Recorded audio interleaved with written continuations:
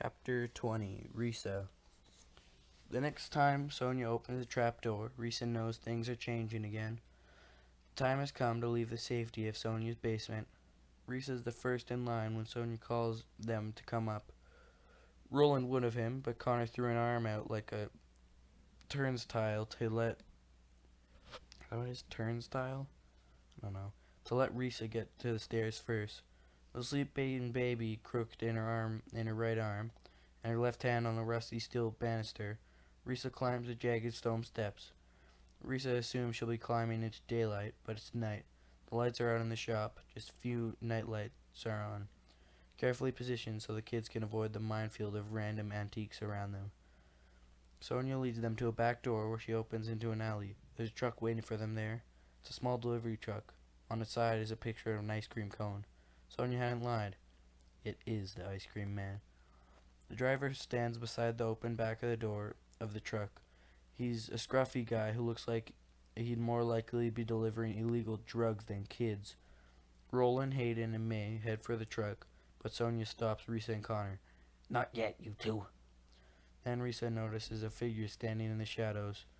Risa's neck hairs begin to bristle defensively, and when the figure steps forward, she realizes who it is.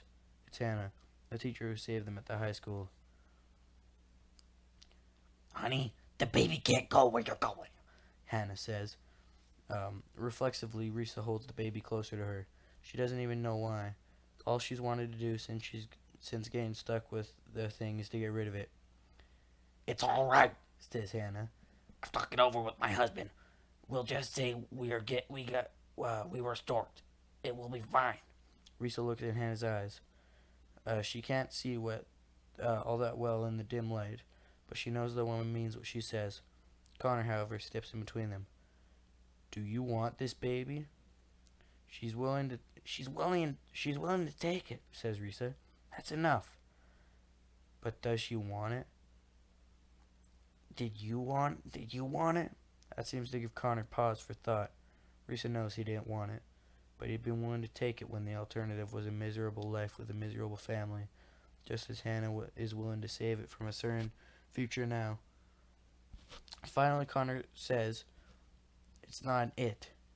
It's a she." Then he heads off toward the truck. "We'll give her a good home," Hannah says. She takes a step closer, and Risa transfers the baby to her. The moment the baby is out of arms, Risa feels a tremendous sense of relief, but also an indefinable sense of emptiness. It's the feeling not quite intense enough to leave her in tears, strong enough to leave her with a phantom sort of aching, type of aching that an amputee must feel after losing a limb. That is, before a new one is grafted on. "You take care now." You take care now," says Sonia, giving Risa an awkward hug. "It's a long journey, but I know you can make it." "A journey to where?" Sonia doesn't answer. "Hey," says the driver, "I don't got on that." Risa says goodbye to Sonia, nods to Hannah, and turns to join Connor, who's been waiting for her at the back of the truck. After Risa leaves, the baby starts to cry, but she doesn't look back. She tries to find about a dozen kids in the truck, all distressful and scared. Roland's still the biggest, and he solidifies his position by making another kid move, even though there's plenty of other spaces to sit. The delivery truck is a hard, cold metal box. It once had a refrigeration unit to keep the ice cream cold, but that's gone along with the ice cream. Still, it's freezing in there, and it smells of spoiled dairy. The driver closes and locks the back doors, sealing out of the sound of the baby, who Risa can still hear crying. Even after the doors close, she thinks she can still hear it, although it's probably just her imagination. The ice cream truck bounces along the uneven streets. The way the truck sways, their backs are constantly smacked against the wall behind them. Risa closes her eyes. It makes her furious that she actually misses the baby. It was thrust upon her at the worst possible moment in her life. Why would she have any regret about getting rid of it? She thinks about the days before before the Heartland War, when unwanted babies could just be unwanted pregnancies, quickly made to go away. Did the woman who made that other choice feel the way she felt now, relieved and freed from an unwelcome and unfair responsibility, yet vaguely regretful? In her days at the state home, when she was assigned to take care of the infants, she would often ponder such things. The infant wing has such a massive and overflowing with identical cribs, each containing a baby that nobody wanted. Wards of the state home, they could barely feed them, much less nurture them. You can't change laws without first changing human nature, one of the nurses often says as she looked out over the crowd of crying infants. Her name was Greta. Whenever she said something like that, there was always another nurse within earshot who was far more accepting of the system that would counter with, "You can't change human nature without first changing the law." Nurse Greta wouldn't argue. She'd just grunt and walk away. Which was worse? Risa often wondered, to have tens of thousands of babies that no one wanted, or to silently make them go away before they were even born. On different days, Risa had different answers. Nurse Greta was old enough to remember the days before the war, but she rarely spoke of them.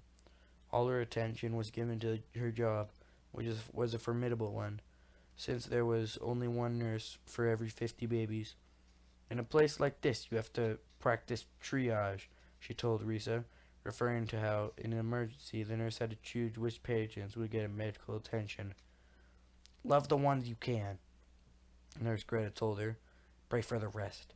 Risa took the advice to heart and selected a handful of favorites to give extra attention. These were the ones that Risa named herself. Instead of letting the randomizing computer name them, Risa liked to think that she had been named by a human being instead of by a computer. After all, her name wasn't all that common.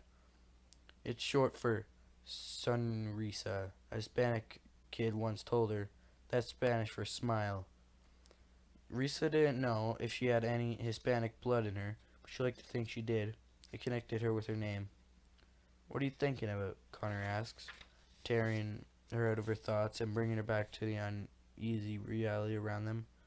"None of your business." Connor doesn't look at her. He seems to be focused on a big rust spot on the wall, thinking. "You okay about the baby?" he asks. "Of course." Her tone is intentionally indignant, as if the question itself offended her. "Hannah will give her a good home," Connor says. "Better than us, that's for sure. And better than that beady-eyed cow who got storked." He hesitates for a moment, then says, "Taking that baby was a massive screw-up, I know. But it ended okay for us, right? And it definitely ended better for the baby." "Don't screw up like that again," it is all Risa says. Roland, sitting towards the front, turns around to the driver and asks, "Where are we going?" You're asking the wrong guy," the driver answers. "They gave me an address. I go there, I look the other way, and I get paid." "Yeah, this is how it works," says another kid who had already been in the truck when it arrived to Sonia's. "We get shuffled around. One safe house for a few days, then another, and then another. Each one is a little bit closer to where we're going." "You gonna tell us where that is?" "You gonna tell us where that is?" asked Roland. The kid looks around, hoping someone else might answer for him, but no one comes to his aid. So he says, "Well, it's only what I hear. But I hear that we're gonna end up in a place called the graveyard." No response from the kids, just the rattling of the truck. The graveyard. The thought of it makes Risa even colder. Even though she's curled up knees to her chest, arms wrapped around her like a straitjacket, she's still freezing. Connor must have been hear the chattering of her teeth, because he puts his arm around her. "I'm cold too," he says. "Body heat, right?" And although she has an urge to push him away, she finds herself leaning into him till she can feel his heartbeat in her ears. That was part 20, and the end of part 2. No, chapter 20, the end of part 2. Not as long as the last one, which was like 40 minutes.